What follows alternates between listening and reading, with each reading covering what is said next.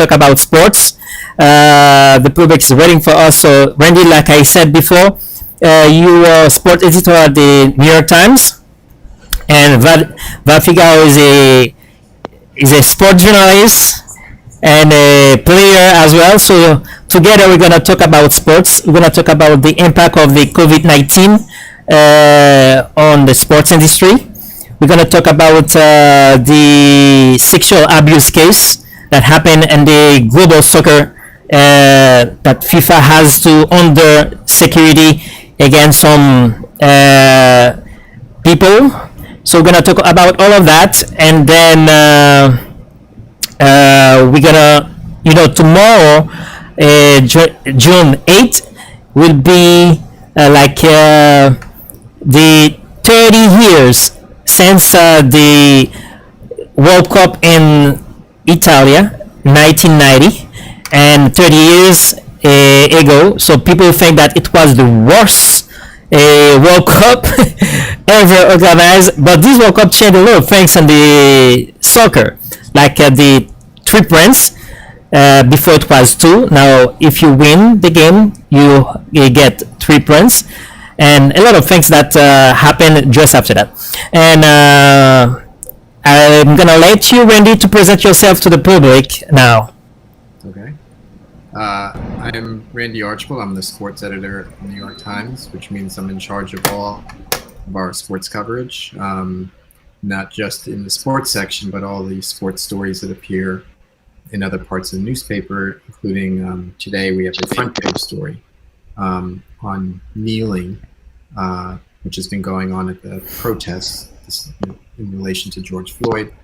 And also it's caused yet another debate about it in the NFL, where of course Colin Kaepernick, in his campaign to draw attention to police brutality against African Americans, his kneeling was a very controversial topic.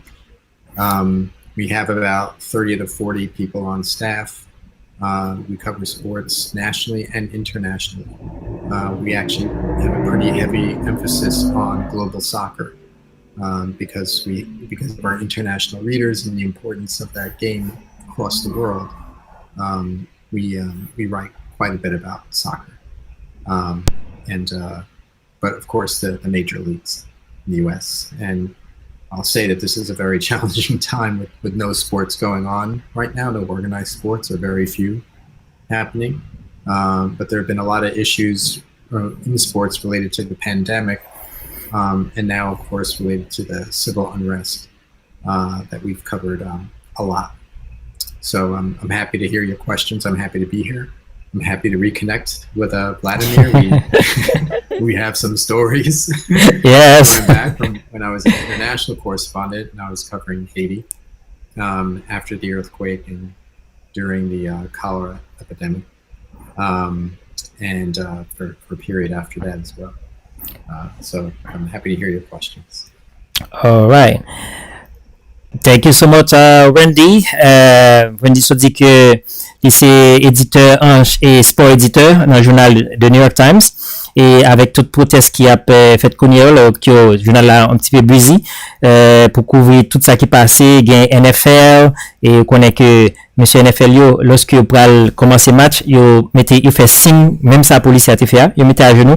Donc il y a pas mal de bagages qui a passé et qui lié nous avons que puis voilà nous gagne une photo de George Floyd que un policier était assassiné, nous capable dire ça, c'est assassiné parce qu'il était volontairement ça a été fait, même quand que yo mettait le second degré.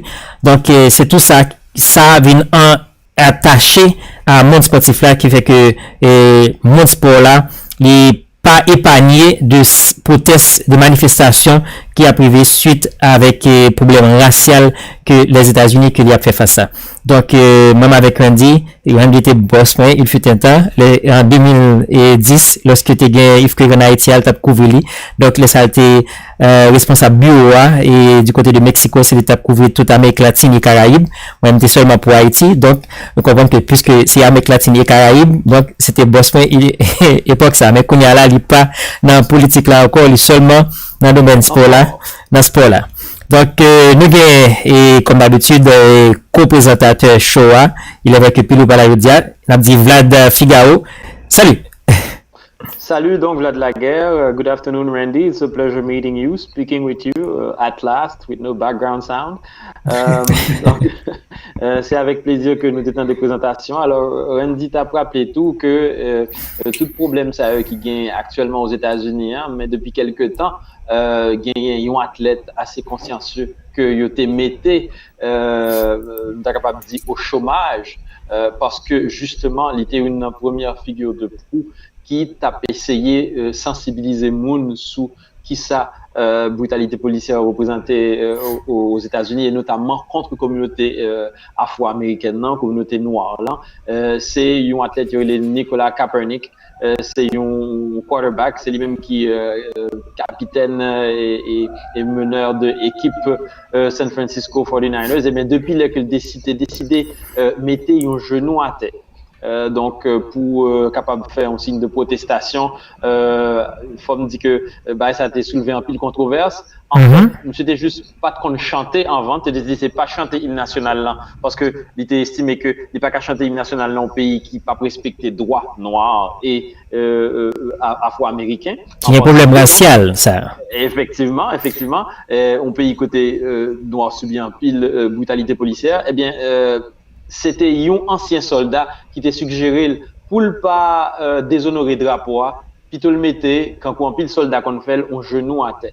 Et malgré que tu fait signe ça qui estimait qu'il était respectueux, bien 2, 3, 4 ans après, jusqu'à présent, un athlète sans travail, pas aucune équipe NFL qui décidait le contrat, et c'est un geste fort. Et c'est particulier que c'est son même geste comme ça que Derek Chauvin avec même geste a assassiné l'autre jour George Floyd, une situation vraiment malencontreuse et nous c'était étincelle que société ça a besoin pour le prendre du feu pour l'exploser. All right, so Randy, we just translate a little bit everything that you just said to the public. You know, it's not only the American people that listening to the show, watching the show now. We have Asian people that's watching. So today we're gonna start with the subject about the Dadou Jambar. Dadou Jambar that, you know, it's 1 year, like the article in the New York Times said, it's 1 year similar accusation that led to the outsider of the top soccer official in Afghanistan. The same thing, they accuse him that abusing the athlete and the soccer field. So the FIFA took a decision to fire him at the same time, and 1 year, just 1 year after that, and Dadou Jambar is facing the same situation. Accusation, yeah. So what's going on exactly in the sports about those sexual abuse, Randy? I could say a couple things about that. One is, as we reported in our story a couple of weeks ago, one of the big issues and one of the reasons that we did this story, aside from it being a very bad, egregious case, was to highlight that FIFA had a chance to correct this or to have a better approach to this. But instead, after the Afghanistan case, FIFA had promised to do a better job with policing and with having steps and investigations regarding sexual abuse in sport, which I think we're only beginning to realize how widespread it is. But then we get this new case in Haiti, and it seems like a lot of the problems are repeated from the last time with not much difference. So I think FIFA, as they told us, they're still developing protocols for investigations that they had promised to do after the last case in Afghanistan. I think it's also important to note that the courage of the women to come forward and report their abuse. And that's not an easy thing to do at all. And there can be very harsh consequences. And as we reported, some of them have received threats. But these cases don't happen unless the victims are willing to speak out. And I think authorities like FIFA and the law enforcement authorities in Haiti need to respect that. It's a difficult thing to do. We can only hope that there's a thorough investigation. These are accusations, these are not proven yet, but we're hoping that there's a thorough investigation, and more so that FIFA learns some lessons to make it easier to investigate these cases and to bring these kinds of allegations to light. All right, Vad, I don't know if you have a question for Randy, about... Of course, yes, I wanted to know, Randy, do you think that these accusations, these situations are coming right now, right after the aftermath of this famous movement, the famous Me Too movement? Is it? Do you think it's like some sort of shockwave? I do. I think that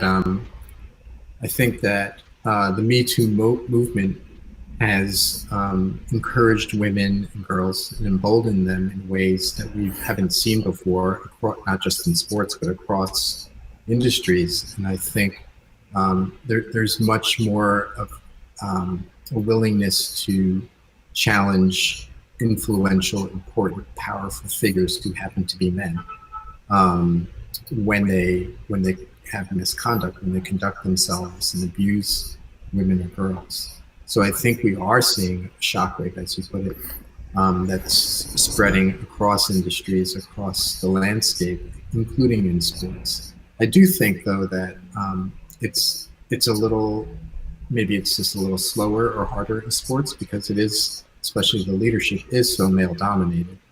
And as I said, in places like Afghanistan, in Haiti, and other countries where there's problems with institutions that don't have anything to do with sports.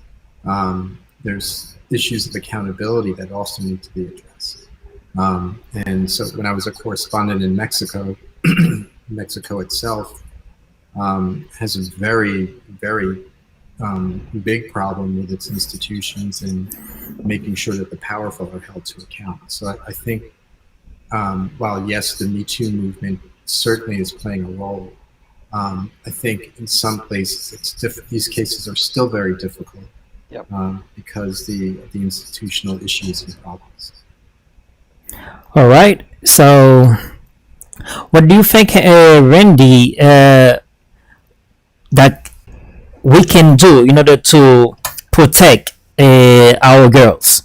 Because even it's not my girl, it's not your daughters, it's not Vad Figao's daughters, but we can call them our daughters because we can be in a situation that we are the one who is on the head of the federation.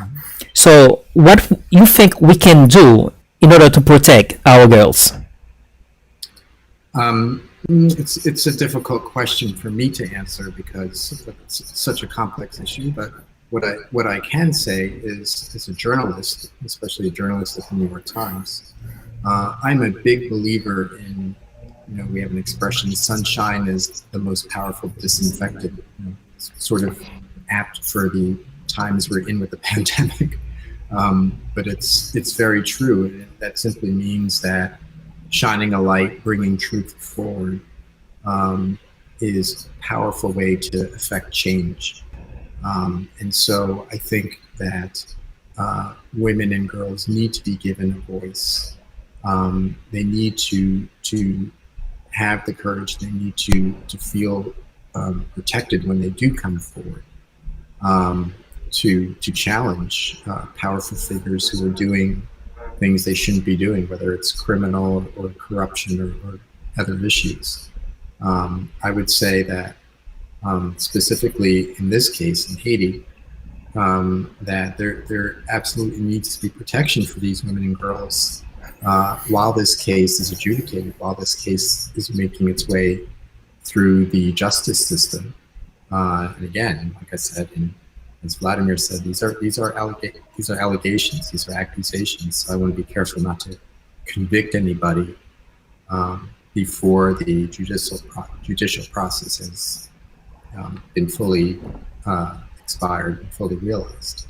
But that said, while this is happening, there should be no tolerance for death threats, and there should be no tolerance for further abuse to trying to silence these girls or women. But is those accusations, they are only to Dadou Jambard, or I don't know if you talk to some of the girls, because some of them are in America, in New York and everywhere in America. Did you talk to some of them, and what they said? So what I can tell you is what we reported. I can't go into exactly who we've talked to because some of it is confidential. But on the basis of what we reported, you know, a number of senior Haitian officials had used their influence to coerce women and girls into doing sexual things, sexual favors, under the threat that they would be not allowed to play soccer or thrown out of the program if they resisted these advances. And it eventually an actual criminal complaint was made to the law enforcement officials in Haiti. And so now there's a criminal case going on. And there's also an investigation by FIFA because a complaint was made to FIFA as well.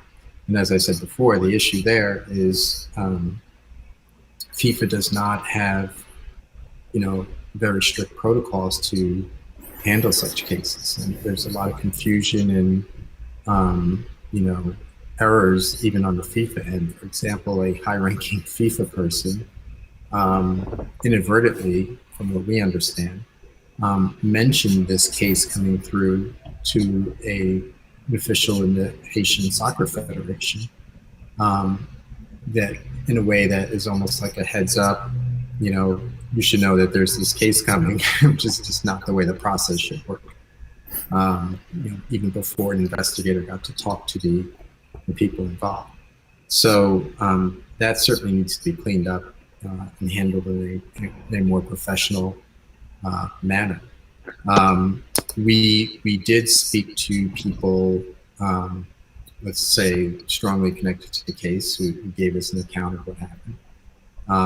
And so, you know, we had reason to believe that these are credible allegations. And the fact that that rose to an actual FIFA complaint and an actual criminal complaint, you know, gave us confidence to move forward with this.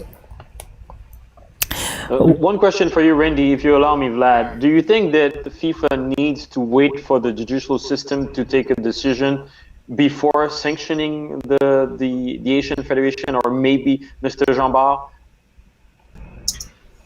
Is that a question for me or for yeah, for you, Randy. Yeah, okay. For Randy. Yeah. All the questions are for you.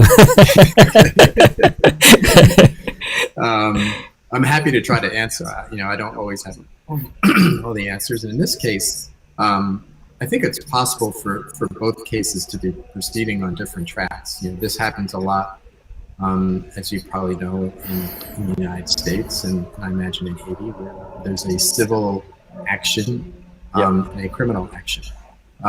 So I believe that FIFA does not necessarily need to wait for the outcome of the criminal case to take action.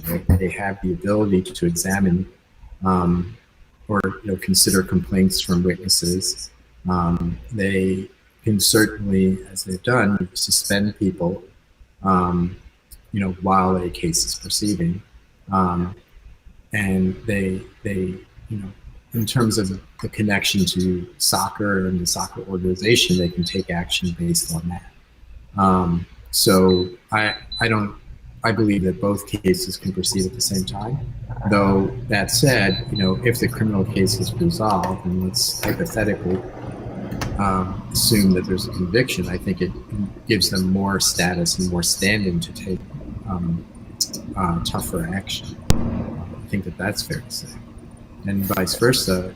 If I don't know how long the judicial process will take, but let's say a few months from now or several months from now, the case is ended without a conviction.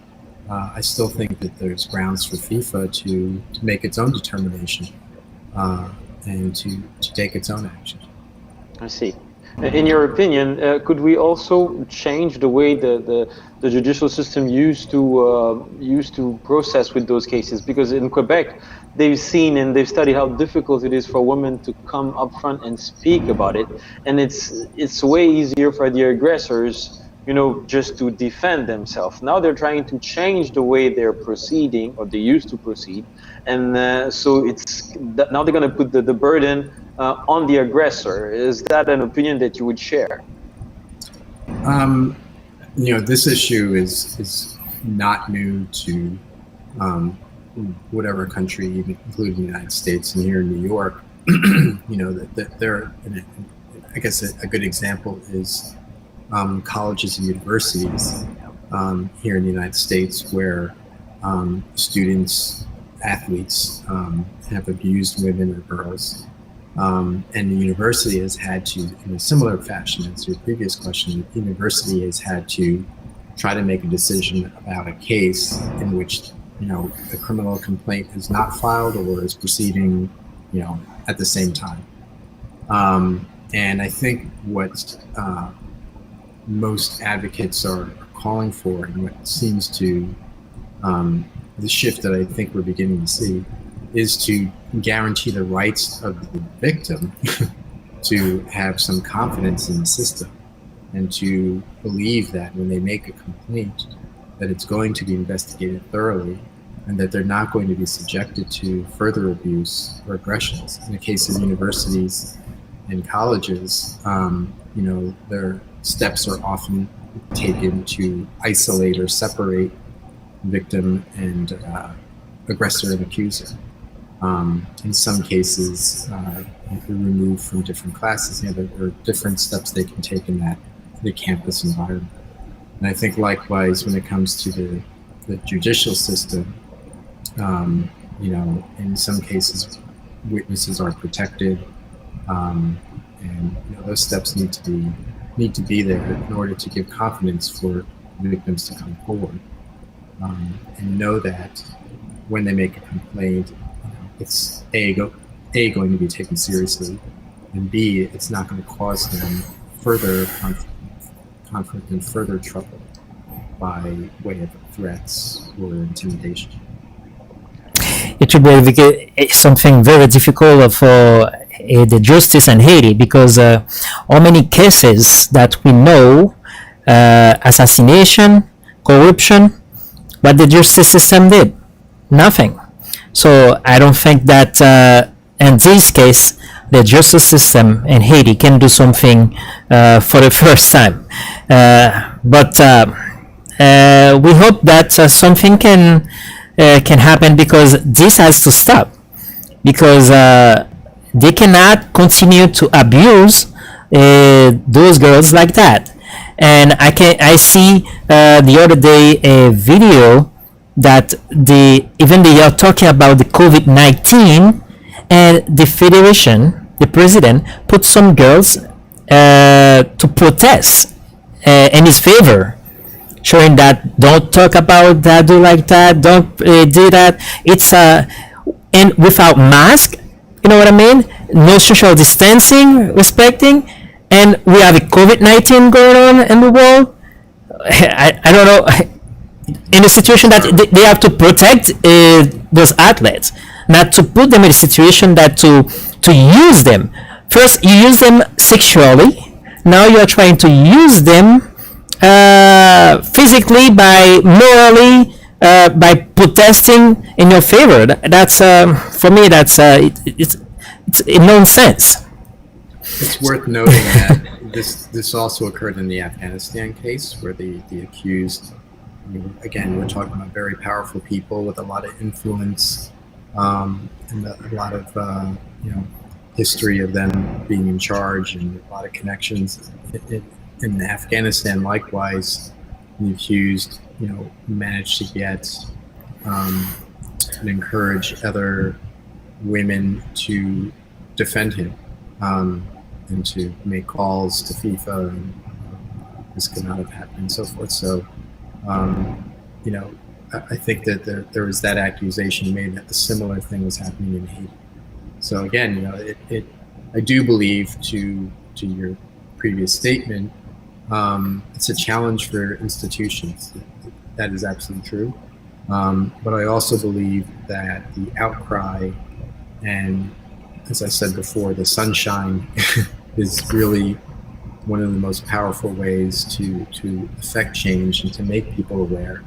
And maybe this one case does not bring about big wholesale change, but I think it adds to and encourages advocates who are pushing for change to make the population aware that this is happening, and to sort of move in the right direction. All right, so by talking about the COVID-19, so we're going to the second subject. COVID-19, it's even President Barack Obama talked about that, I think 8 years or 10 years ago. He mentioned that what we should do to protect America and to protect even the world if an eventual pandemic happen. And now it's happening. We have this outbreak, this coronavirus that affected a lot of people, especially Black American people, Asian. I know a lot of people who Asian in the Asian community that affected by the coronavirus. Even I am still safe, my family, but I lost a cousin because of the COVID-19. So all the COVID-19 impact the sports industry. Wendy? In a very huge, dramatic way. If we go back to March, the beginning of March 11th, I think, was roughly the date when the NBA stopped play in a very dramatic fashion. They had a player test positive, a player who had actually been joking about it before, came back with a positive test, and they immediately halted the league.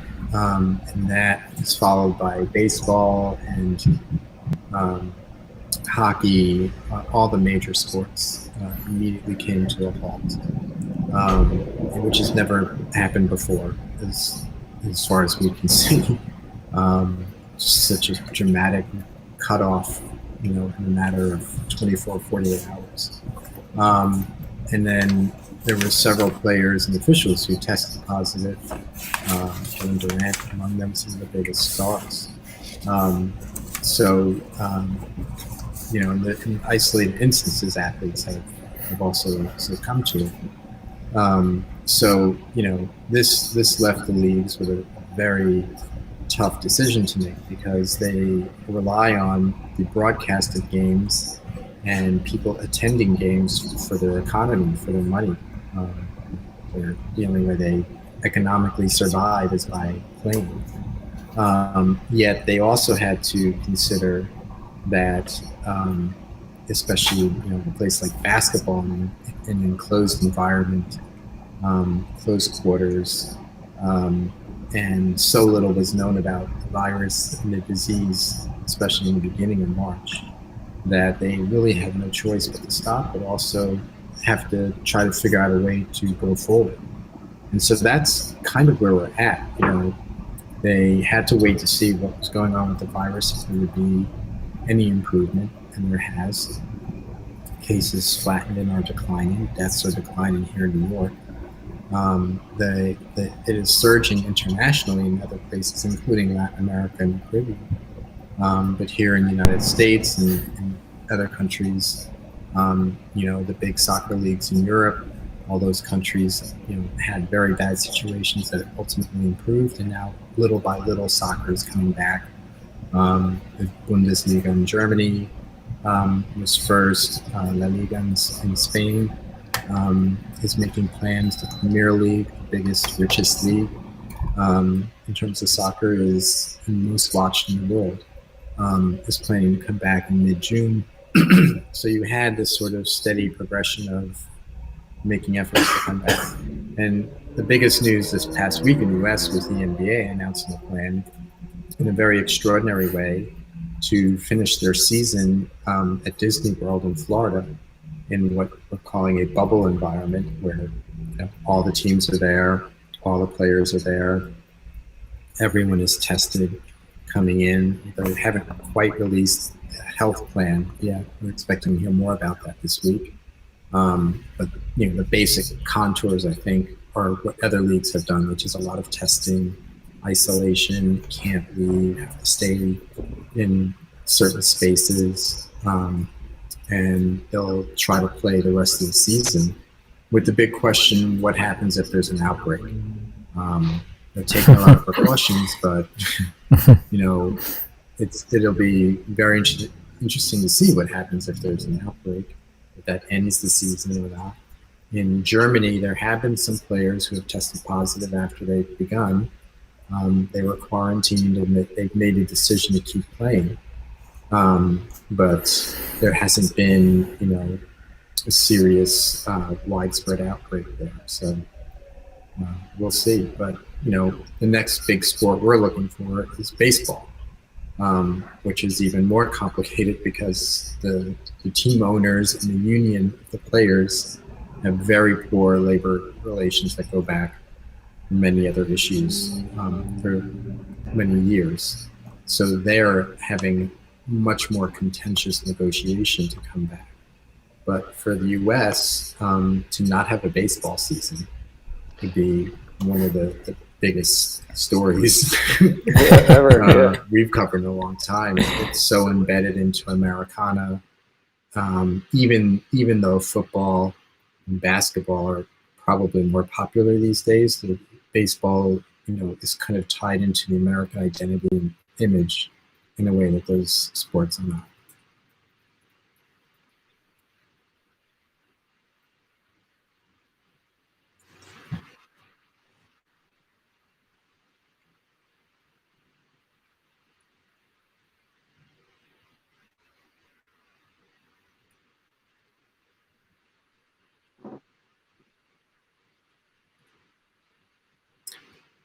I think so, because it's first of all, normally the season starts, I think, the end of October, so it's not a huge delay. It's basically a month and a half shift.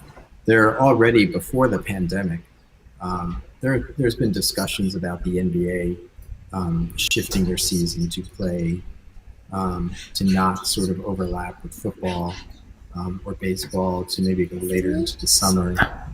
So within the NBA, there was already discussions on is the alignment of the season, does it make sense in this modern era? So I think what we're seeing is the need to address the virus that's going on, the need to try to find a way, and maybe even taking advantage of the virus to try something else, to try a different season dynamic. I think, though, that to answer your question more directly, whether December is possible or not probably depends on how this season that they're about to restart at the end of July, how that goes. Like I said, if people get sick, it's going to be really hard to deal with. And if they have to cancel the season, it could possibly make them rethink about starting next season. And of course, the big question, or one of the bigger questions, is when do fans come back? And I don't think any league really anticipates having fans the way we had them before, possibly until next year. There might be some instances where there's reduced small contingent of fans, or you have for football, a big 70,000 seat stadium. One scenario is to only have it half full. When you have 30,000 people, or when you have 10,000, some number. But nothing in terms of the fan experience will be normal again I don't think until probably next year, probably not until there's a vaccine, and to the majority of people actually getting the vaccine, which will take some time. Vad Figaro, I don't know if you have a question before I go to the next question.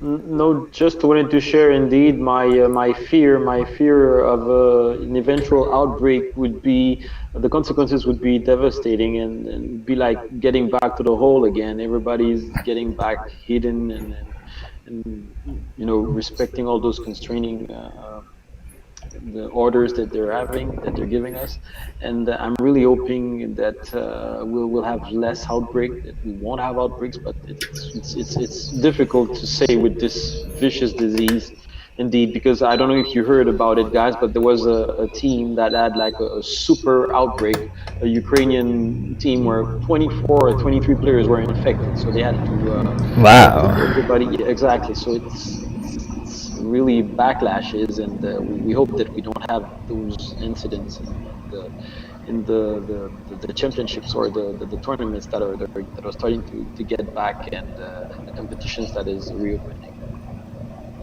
That's my hope. All right. So, and I know it's this has a big impact on the athletes and the sports, but what about the media that cover this kind of competition, like New York Times, ESPN, BN Sports, Eurosport, and all those Canal Plus, all those media that survive thanks to the sports. There is no advertising, so all you guys as sports editor at the New York Times, what you are doing now?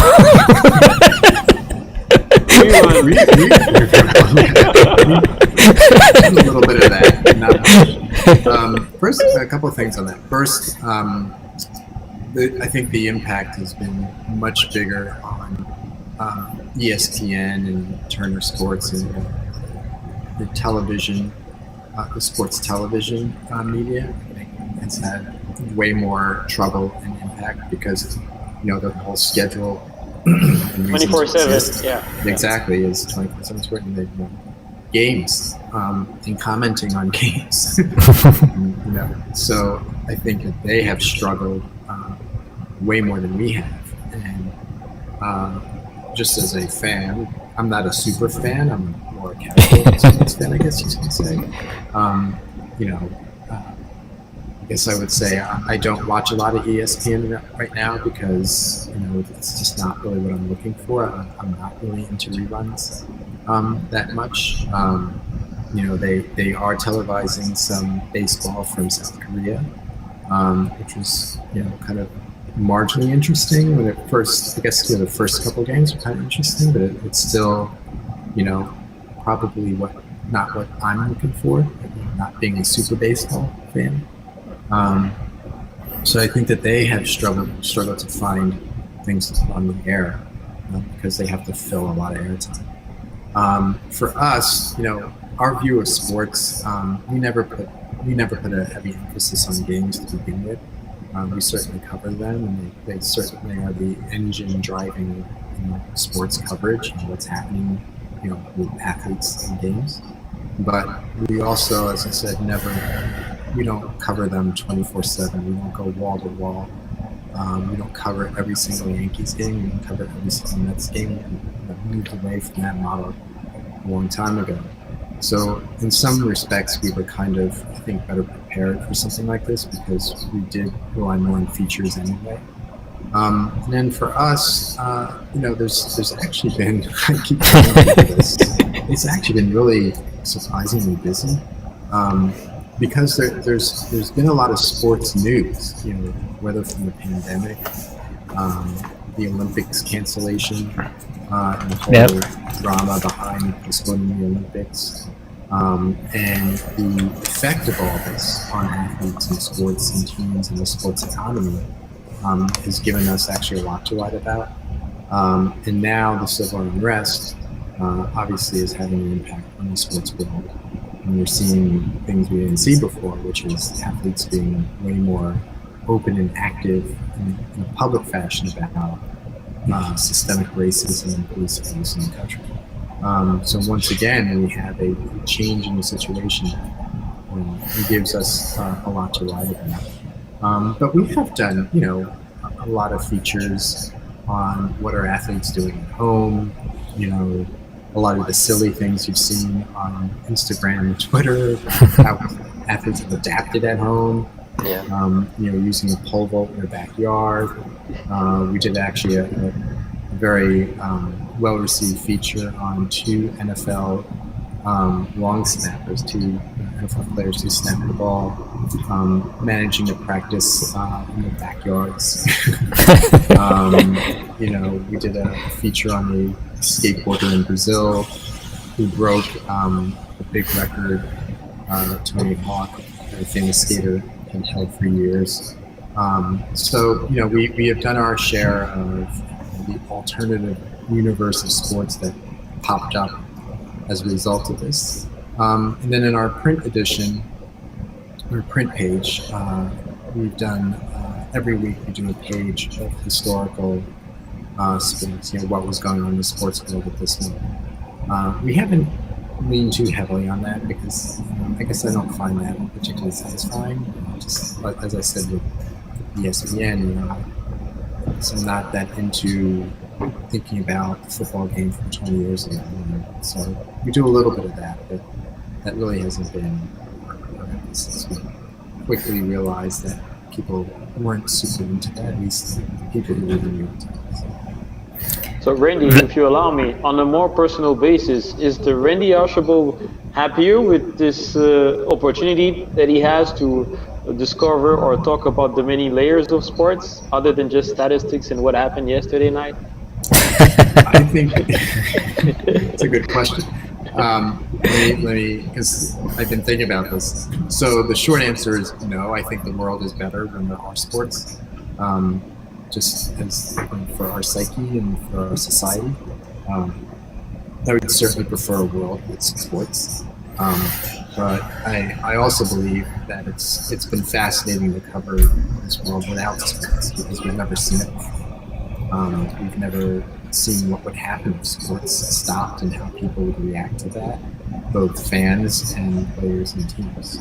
So as a journalist, it's been, this sort of unexpected, compelling story, stressful story. On that level, yes, it's sort of stoked my journalistic interest in intrigue, but on a more personal level, I think the world is much better off having sports to consume, to watch, to play.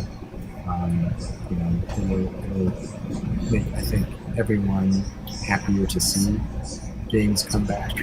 But again, I think a lot of care has to be taken about how that's done. I think there's an inclination to think of athletes as athletes and not people. And so I think, we have to be careful to watch very closely what happens with their health issues and health consequences and hear their voices. We actually did a story a week or two ago about athletes who have underlying conditions who are apprehensive about coming back because, this is a very dangerous virus. I think there's maybe a little bit these days as we get out more, as things reopen, to kind of forget that this is a deadly disease. It's possible that going out, the consequence of going out is to get a deadly disease. People I don't often think of it that way, but that's still very true. So we just need to be careful that we understand that athletes could be putting themselves at risk and could be in danger. So we need to understand better what the health protocols and the health precautions are being taken to protect them, and to hear their voices on how they feel about playing in this environment. Talking about that, I don't know if you inform about that, guys. Recording, according to Sky Sport, a Gazeta, it looked like the fire Mario Balotelli, because he never goes to the he stayed home, and he sent a letter that he said that, oh, I cannot make it because I'm not feeling well. Nobody knows if he was tested for positive for COVID-19 or not, but they have to take a decision, and they said, oh, so sorry, but we love you so much, but Balotelli, but you have to go, and they let him go. Do you think it's something that happened? We're gonna have to hear most the day coming when we get close, for example, for the NBA, because I think they have to start the game again in Orlando and on July 31st with 22 teams. I don't know if we might have people that they have to fire because they don't show up for the to practice. Okay. Yeah. So what's gonna happen? Mario Balotelli is the first one that we know, but how many athletes they have been fired because they don't? Because we know in England they're gonna start soon, and the good news in England they do like a 1195 tests, and they all good. That's a good sign. Right. And nobody, not one of them, tests positive for COVID-19. But we never know. They can do the test today, and tomorrow you get sick. It's a great question, and I think here in the U.S. with our major sports leagues, it's a question that they're still working out with their unions. So I think in most cases they have said that nobody would be forced to play. That if they feel like either that they're sick or that they could be sick or could get sick, that there is a provision in which they can not play. What I think the unanswered question, the issue that needs to be decided and explored more is, will they be paid if they don't play? And this is one of the contentious issues that baseball is working on with the union. Baseball wants them to play with reduced salaries because they're reducing the length of the season. The proposal is to play a shortened season, and so therefore the baseball league and team owners are arguing that there should be a reduction in pay. The players, on the other hand, are basically saying, touching on the issue that we're raising, which is that we're going out there putting ourselves at risk, and we should be getting combat pay. We should be getting paid extra. Yeah, compensation. Yeah. So it'll be interesting to see where they land on that and what's resolved. But it's morally speaking, can you force a player to play? I think that's one of the issues we'll be watching. All right, Vlad, I don't know if you have a question.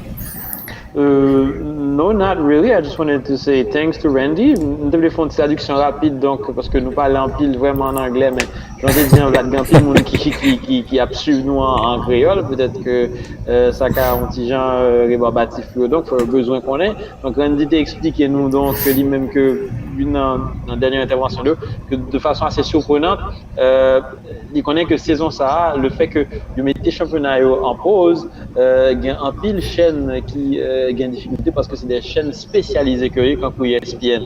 Mais à sa grande surprise, Mediapart là, t'as une opportunité pour parler d'autres choses en sport et découvrir aspect psychologique qui ça athlète a fait la caillou, qui ça a fait pour qui ça a proposé comment ils reconvertir momentanément et ça son aspect donc DVD partie ça donc souligner dit pour montrer que le journal n'a pas traité inactif effectivement et puis cette opportunité pour te découvrir autre chose mais il était quand même si c'est il estimait que sont amateurs de sport moyen, il estimait que le monde est vraiment mieux avec le sport et nous espérons que le sport pour retourner donc je ne déconne là nous parler de problèmes de fréquentation de stade nous connaissons que sport yo c'est en grande partie oui gain droit télévision qui enrichit yo mais c'est monde qui viennent dans le stade pour regarder basket pour regarder football américain pour regarder baseball qui sont un sport vraiment qui fait partie de culture américaine.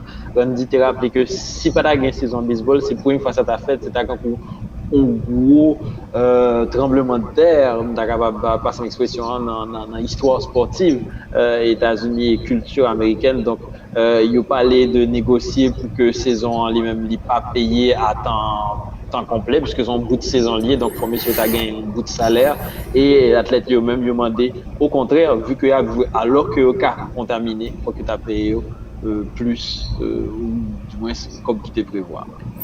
Et c'est exactement ça c'est là que au niveau NBA que fédération, association et joueurs et pour être capable de financer totalement pour retour et continuation saison qui a supposé fait le 31 parce que joueurs même quand et vendredi quoi a été voté et 29 et sous 30 et pour retourner avec saison 31 et juillet cap venir dans pays et dans Orlando et avec 22 équipes que tout a prêté même côté personne va déplacer donc j'ai des conditions association et joueurs et basket yo posé pour capable et retourner avec ça et c'était une condition 7 va toucher pendant pas jouer mais on a souffert jouer et puis moi et contacté avec Covid19 et qui ça que et qui retombé cap bien dans ce sens ça et nous t'ai parlé et tout de joueurs comme Mario Balotelli qui est licencié que vous voulez aller à cause que il pas jamais présenté dans l'entraînement et ils vont de licenciement Bali et ça c'est capable un cas de figure que nous pas joindre mais il dit tout gain si que ou t'a contacté et Covid19 gain nombre de temps que ou capable et rester et ça relait dans confinement et qui c'est ici aux États-Unis c'est 14 jours donc est-ce qu'il y a aller au-delà de 14 jours là ou bien parce que qui ça qui fait parce que si c'est testé positif donc il est obligé d'être en quarantaine. Est-ce que c'est le cas et pas de trop de détails qui baillent sur cas et exactement de Mario Balotelli. Il est content que le fait que quelques côtés sport là reprendre donc en Angleterre il y a 1195 monde et athlètes qui ont testé et toutes et bonne nouvelle une pas positif à Covid-19. Donc compétition et il est capable de prendre et la pour prendre très bientôt là c'est le 17 juin qu'il a pour prendre ensemble avec la première ligue là. Entre-temps et en Allemagne lui-même il y a une compétition et Borussia Dortmund a joué et il fait une figure et une très belle figure il fait et face à adversaire que il bat 1-0 c'est il a regardé là tableau et complet résultat et puis un peu plus tard et jeudi à là pour le gagner et d'autres rencontres qu'a joué c'est dans le cadre de 30e journée c'est rencontre ça qu'a gagné pour jouer jeudi à dans le cadre de 30e journée résultat au classement et Bayern de Munich toujours été en tête dans le classement avec 70 points et puis Dortmund qui est en deuxième position avec certainement 63 points. Nous pour aller parler de nous connaît on dit absouris nous allons parler bien sûr de Coupe du Monde pour finir Coupe du Monde 1990 ça qui était faite en Italie pour un pile monde c'était une déception Coupe du Monde ça c'était une déception totale capitale même quand que il dit c'est pire Coupe du Monde qui est faite dans l'histoire mais les gens qui est créatif ça et pour Eurosport c'est Vincent Brégevin et puis Maxime Dupuis deux monsieur ça a été enfant époque et imaginons 30 ans de cela ça va gagner 2 et 8 juin il était enfant à l'époque mais ça n'a pas empêché qu'il était en extase face à des joueurs comme Maradona, les pleurs de Maradona et nous sommes jolis et des chefs-d'œuvre de Baggio et ils ont et puis sans oublier José René Higuita qui était une figure emblématique tout lors de cette Coupe du Monde, et ne pas oublier Lineker, et c'est vraiment dommage que notre ami, notre collègue Pilou n'est pas là, et c'est après un changement de monde dans ce sport-là, de l'ancien monde avec un nouveau monde, parce que tout de suite après, aux États-Unis, en 1994, c'est pas une autre forme de Coupe du Monde. Si avant, lorsque vous battons l'équipe, c'est 2 points côté qu'on fait, après 90, dès pour caler l'équipe, vous faites 3 points. Et il y a pas mal d'autres changements qui t'apprennent et Vini suite après et championnat, ça surtout dans le monde audiovisuel là, et il m'a pas tellement en Italie, pas tellement gagné hallucinant que ça, mais 94 nous avons ouais, et d'autres spectacles et jusqu'à présent. Donc Wendy, we're talking about the World Cup in 1990 in Italy. Some people they think that it was the worst World Cup ever. So what is your, I know that you're not a big fan of soccer, so at the time you didn't cover sports for the New York Times, but you watched the games, right? I do. I enjoy the World Cup. I'm not. I think it's probably better to say I'm not an expert on World Cup soccer, but I do enjoy watching. I also enjoy the Women's World Cup as well. It's hard for me to have an opinion on that because I just think I need to be a little bit more knowledgeable to say something credible. But you know, I'm always I always enjoy watching it. I enjoyed this past World Cup because Panama was in it, and news from Panama. So it was kind of amazing to see Panama was in the World Cup. I wrote a small story about that. I'm waiting for Haiti to compete. Soon. That would be a huge story. That might be one that I might personally do. But we'll see what happens next time. Okay, Vlad, what is your opinion about this article? Ben, écoute, là, la guerre, moi pas lié article, là, j'ai une idée peut-être de Bergevin, mais c'est pas la première fois que je parler de lier de façon que qu'on écrit. Moi-même, Coupe du Monde 1990, là, arrêtez pour moi une Coupe du Monde intéressante, marquante. C'est une Coupe du Monde qui était culturellement dans les esprits, notamment en Haïti. Tu as gagné une très belle hymne avec lui, Noti Magique, la nuit magique. C'est une Coupe du Monde que nous étions effectivement très jeunes. N'a changé que Patrice Dumont était déplacé personnellement avec Pierre-Paul Charles pour la courir en Italie. C'est la Coupe du Monde de Baggio, de Toto Schillaci, où l'Italie a malheureusement fini 3e. Et c'est une Coupe du Monde qui nous a permis de voir, tu le disais, aussi René Higuita, mais nous t'es tout la dernière, ou excellent Roger Milla. Pour une fois qu'on nation africaine est arrivé en quart de finale, je pense que c'est pire Coupe du Monde, bien au contraire. C'est sûr que Gampy Moun qui estimait que il était aidé. Et pas fait pas pour le pas inquiété pour musique là. Mais je pense que son Coupe du Monde qui venait avec l'eau de surprise li. Et puis c'était Coupe du Monde excellent Lothar Matthaus à l'époque. Et sans oublier Toto Schillaci qui était éclaté. Et puis après ça, tout le monde battait de côté le passé, qui ça est devenu. Mais c'était, on peut dire, il était terminé meilleur buteur de compétition, c'est avec 6 buts. Hein. C'est ça. Donc, on a entendu la background, cette chanson qui a marqué cette Coupe du Monde, c'était une superbe mélodie. Et c'est lui-même qui tape target depuis le début. Hein. Depuis le début, on a commencé avec Shoah.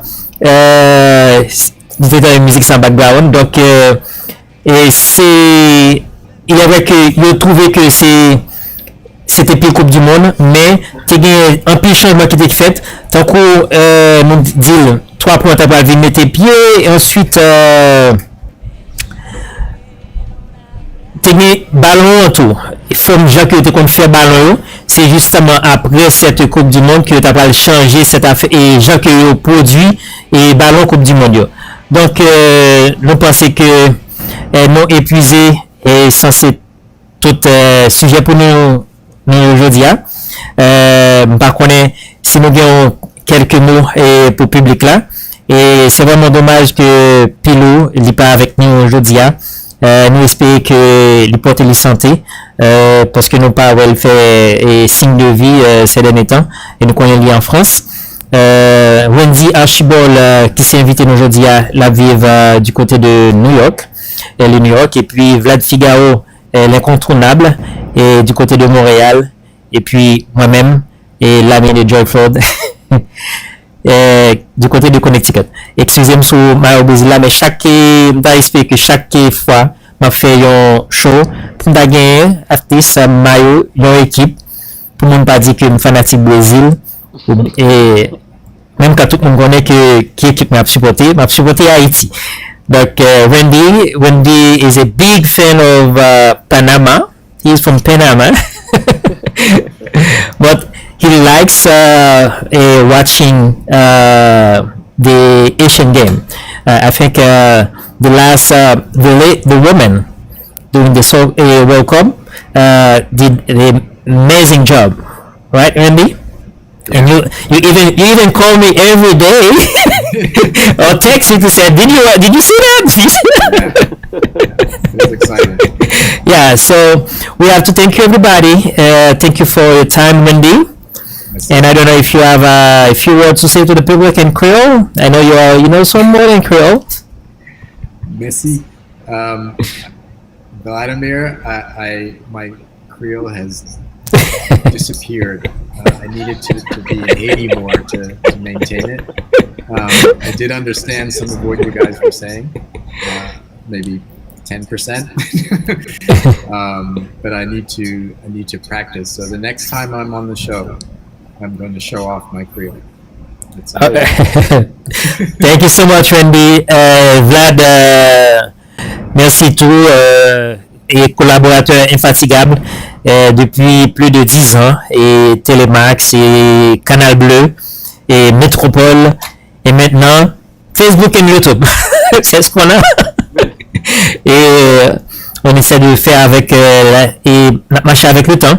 Nous espérons que ces premières éditions, chose ça, et prochaine édition, c'est sûrement nous allons parler d'autres sujets dans la prochaine édition. Et nous permettre que, en même temps, si vous voulez participer, vous êtes capable de participer sur des petites vidéos que vous faites et vous avez un athlète Bolakaou que vous trouvez qui est très intéressant. Vous êtes capable sur page Facebook entre nous, il y a un link WhatsApp que vous êtes capable de cliquer sur lui, vous êtes capable de envoyer un message bon nous, sur cliquer sur le link WhatsApp qui est sur page Facebook entre nous, et nous avons un message là, et puis vous êtes capable de voir une vidéo pour dire qui ont trouvé choix, qui ont aimé choix, et qui sont arrêtés que nous parlons dans choix, et qui athlète, et que nous nous parler de lui tout. Et bien l'autre chroniqueur sportif tout qui est capable d'intéresser vous, et informations que vous avez sur ce qui a passé en Haïti ou bien dans notre pays, côté qui a vivre là, et nous capables de faire ça. Donc, nous avons dit tout le monde merci to everyone, and have a wonderful day. You too.